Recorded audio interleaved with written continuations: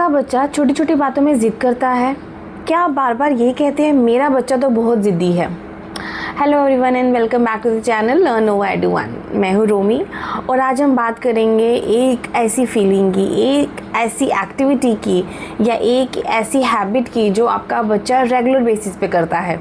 और as a parent हम कई बार बहुत परेशान होते हैं कि अब क्या करें, हमारा बच्चा बहुत ज़िद्दी है। लेकिन आज मैं एक सवाल पूछूंगी आपसे, आप अपने आप से भी पूछिए ये बात, क्या हमारा बच्चा सच्ची में ज़िद्दी है या वो अपनी कोई एक फीलिंग को हमें एक्सप्रेस नहीं कर पा रहा। आज हम सिर्फ ये बात नहीं करेंगे कि बच्चे ज़िद्दी क्यों हैं, हम ये भी बात करेंगे कि उनकी उस ज़िद के पीछे कारण क्या है, क्या रिक्वायरमेंट है उनकी कि वो ऐसे बनते जा रहे हैं, क्या रीज़न है इस सब चीज़ों का। कभी कभी बच्चा क्या देखता है कि अगर वो शांत है तो कोई उसके तरफ ध्यान नहीं दे रहा, तो वो क्या करता है ना, वो ज़ोर ज़ोर से रोने लगता है और सबकी अटेंशन उसकी तरफ आ जाती है। ऐसे जो बच्चे होते हैं वो अटेंशन सीकर होते हैं।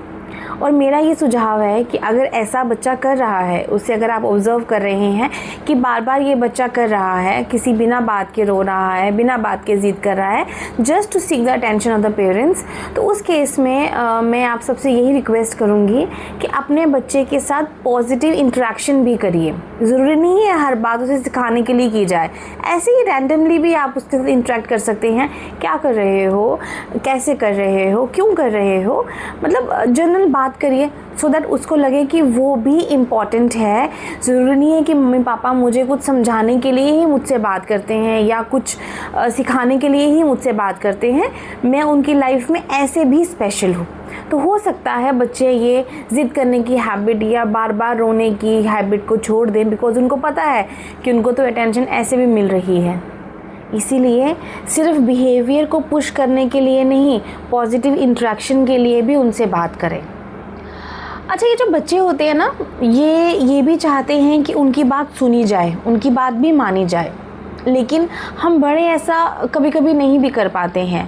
सो बजाय इसके कि उनको ये बोला जाए कि मैंने बोला है तभी तुम ये करोगे, बात करिए, उनसे पूछिए कि अगर आप चाहते हैं कि हम ये आपकी बात माने तो इस बात के पीछे रीज़न क्या है। हो सकता है कि बच्चा जब अपना ओपिनियन रखे आपको भी समझ में आए, और हो सकता है बच्चे को भी समझ में आए कि वो बिना बात के ज़िद कर रहा है। अगर उसके इस पॉइंट से, अगर उसके इस कदम से कोई फ़ायदा नहीं हो रहा, कोई उसकी प्रोग्रेस नहीं हो रही, तो there is no need, no fun of pointing on that issue only कि नहीं मुझे ये चाहिए ही चाहिए।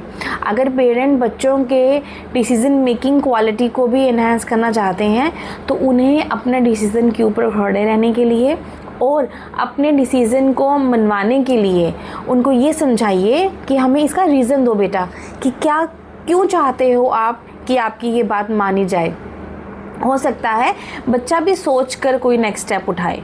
इससे पता है क्या होगा, इससे जो पेरेंट्स हैं वो अपनी बाउंड्रीज़ भी सेट रख सकते हैं कि हमें ये बात बच्चे की माननी है या इस बात को मानने से बच्चे का फ़ायदा होगा।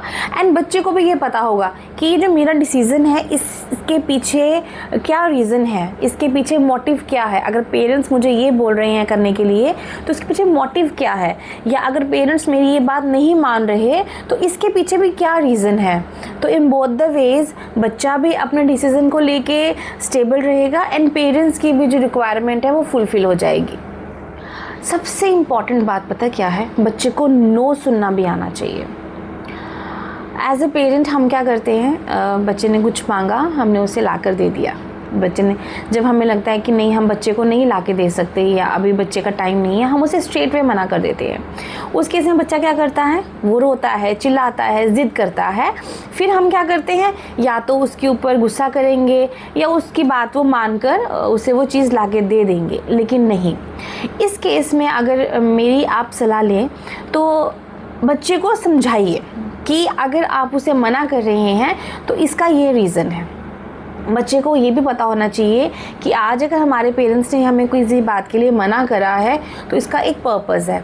बच्चे को ये समझाइए कि बेटा अगर आपको अभी हम मना कर रहे हैं, हम आपको लाकर दे देंगे, या हो सकता है आप वो चीज़ अफोर्ड नहीं कर सके, तो भी बच्चे को उस हिसाब से समझाइए कि बेटा अगर रिक्वायरमेंट होएगी then we will give it to you, अगर नहीं होएगी then no need to cry over those things कि भाई मुझे चाहिए ही चाहिए। सो इन दैट केस बच्चे को अभी पता है कि मेरे पेरेंट्स मेरी बात मानते हैं, लेकिन मेरे पेरेंट्स एक अगर बात के लिए नो कर रहे हैं वो भी मेरी बेहतरी के लिए है। बच्चे को ये बताइए कि अभी अगर आपको ये चीज़ नहीं मिल रही, मुझे पता है आपको बुरा लग रहा है, लेकिन बेटा अभी ये पॉसिबल नहीं है।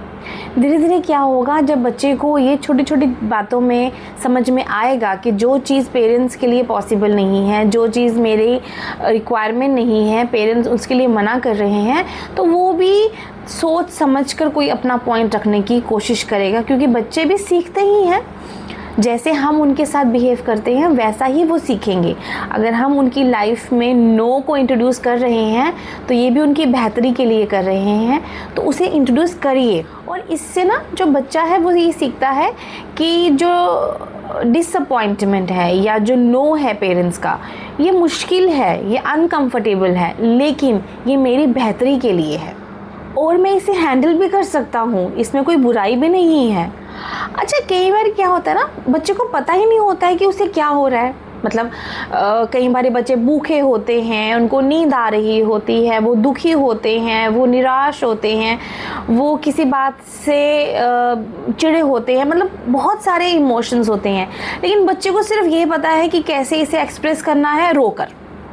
मैं मम्मा के सामने रोऊंगा, मम्मा मुझे प्यार करेगी, या मम्मा मुझसे बोलेगी क्या चाहिए, मैं मम्मा को बोलूँगा मुझे ये चाहिए। लेकिन बच्चे को ये पता ही नहीं है कि उसकी असली वजह क्या है। तो as a parent I think हमें बच्चों की लाइफ में कुछ वर्ड्स को इंट्रोड्यूस करना चाहिए।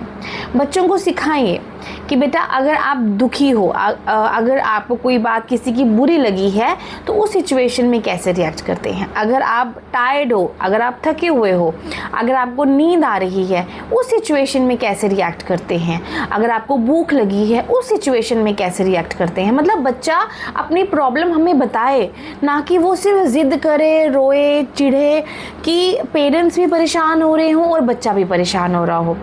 बच्चे से बात करिए, उससे जितना इंटरेक्ट करेंगे, जितना उससे आप वर्ड्स को इंट्रोड्यूस करेंगे, उतना उस बच्चे के लिए इजी होएगा टू एक्सप्रेस हिज और हर थॉट्स।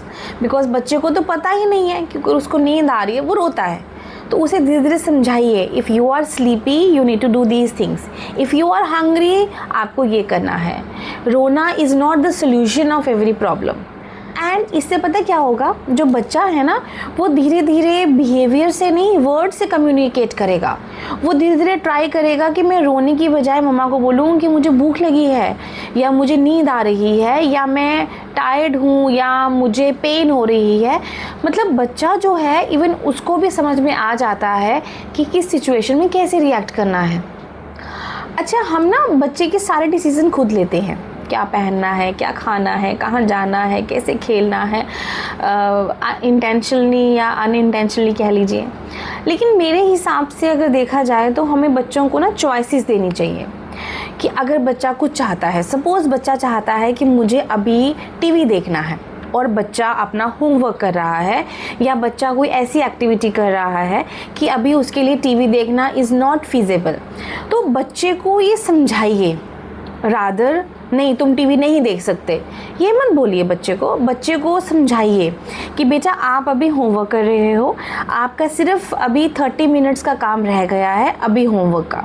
तो अगर आपको अभी होमवर्क करके आप फ्री हो जाओगे, उसके बाद you can watch TV for 30 minutes या 1 hour, and after that we can go to play, we can go to the park, या कुछ और एक्टिविटी जिसमें बच्चा फिज़िकली भी पार्टिसिपेट करे। या बच्चे को ये समझाइए कि बेटा अगर आप अभी टीवी देखोगे फिर हमारा पार्क जाना मिस हो सकता है, फिर हम खेल नहीं सकते, बिकॉज उसके बाद होमवर्क तो कंप्लीट करना है आपको। सो उसको सोचने दीजिए कि मेरी प्रायोरिटी क्या है, मुझे पहले होमवर्क कंप्लीट करना है, उसके बाद मम्मा ने कहा है कि मैं टीवी देख सकता हूँ, और उस हाफ एन आवर में मम्मा अपना काम फिनिश करेंगी, और we can go after that we can go and play with my friends. So बच्चा भी सोचता है कि नहीं मम्मा पहले मैं ये काम कर लेता हूँ, देन उसके बाद I will watch TV, because उसको भी पता है कि अगर मम्मा ने मेरे लिए ये सेट कर दिया है, मम्मा ने मुझे ये समझा दिया है and she will do it, तो वो भी अपने फ़ायदे के लिए, अपनी चॉइस से, अपनी मर्ज़ी से वो पहले अपना इम्पॉर्टेंट काम करेगा एंड देन उसके बाद वो बाकी एक्टिविटी करेगा। सो ये बच्चों के ऊपर छोड़िए, बच्चों को ऑप्शंस दीजिए कि आपने ये अभी करना है या ये बाद में करना है।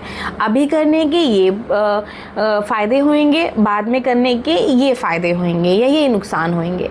सो in both the students let them think कि क्या करना है।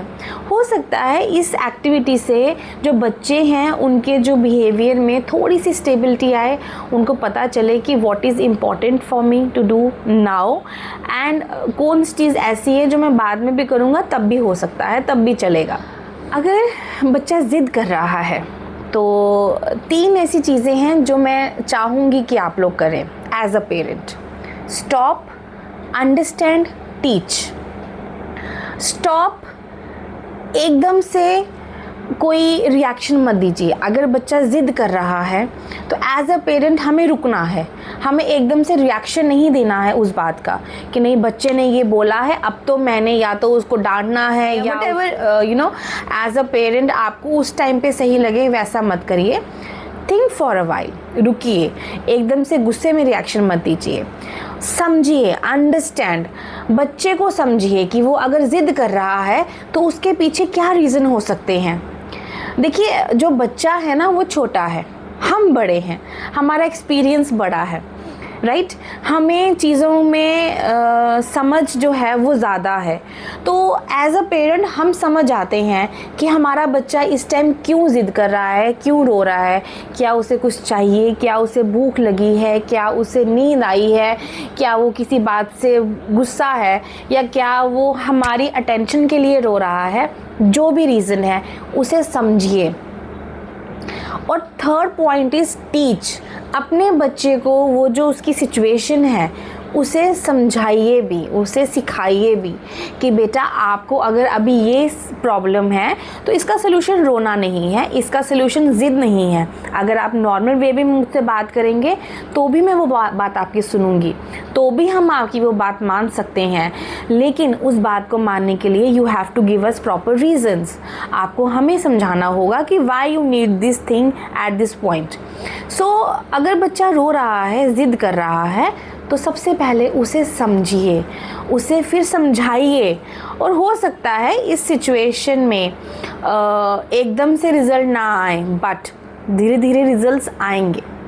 बच्चे की हर ज़िद पूरी करना गलत है, लेकिन हर ज़िद के लिए उसको डांटना भी सही नहीं है। हमें ना बच्चों को ये सिखाना है कि गुस्सा, फ्रस्ट्रेशन, डिसअपॉइंटमेंट, फेलियर, नो को कैसे एक्सेप्ट करना है और उसको कैसे सुधार के अपनी लाइफ को आगे बढ़ाना है। हमें ये नहीं उनको करने देना कि बेटा आपने अगर नो मिल गया आपको इट मीन्स कि अब आप रोइए, चिल्लाइए, ज़िद करिए। नो, ऐसा नहीं है। आपको उस नो को एक्सेप्ट भी करना है। एक्सेप्टेंस बहुत ज़रूरी है उनके लिए, अपनी फीलिंग्स को समझने के लिए। अपनी इमोशनल स्टेट को एक्सेप्ट करिए। ज़रूरी नहीं है कि अगर आप दुखी हैं तो आपको चिल्लाना है, ज़िद करना है, या आपको कोई भी और इशू है तो आपको उस केस में भी ज़िद करना है। नहीं, it's not mandatory to cry over all the things all the time. No, real education सिर्फ मार्क्स नहीं होते हर टाइम। रियल एजुकेशन ये भी है कि बच्चे की लाइफ में जो सिचुएशंस आ रही हैं वो उन सिचुएशंस को कैसे एक्सेप्ट कर रहा है, उन सिचुएशन से कैसे निकलकर बाहर आ रहा है, और अपनी लाइफ, अपने जो लाइफ में प्रॉब्लम्स हैं उनको रिजॉल्व कैसे कर रहा है। इसलिए अगली बारी जब आपका बच्चा आपसे ज़िद करे ना, तो यह मत सोचिए कि मेरा बच्चा कितना ज़िद्दी है। ये सोचिए कि अपनी ज़िद के पीछे वो मुझसे क्या बताने की कोशिश कर रहा है, और अगर वो कुछ बताने की कोशिश कर रहा है तो उसकी उस प्रॉब्लम को भी समझिए, रिजॉल्व करिए, सो दैट बच्चा उस सिचुएशन से बाहर निकल सके। Thank you for watching the video. अगर आपको ये वीडियो अच्छी लगी हो, अगर आपको इस वीडियो से कुछ थॉट्स मिले हों, तो प्लीज़ लाइक, शेयर और सब्सक्राइब ज़रूर करिएगा to the channel, to this video, and comments में बताइएगा कि आपका बच्चा जब ज़िद करता है तो आप उसे कैसे हैंडल करते हैं। मिलते हैं नई वीडियो में, तब तक keep learning, keep growing and keep inspiring others. Thank you, God bless you.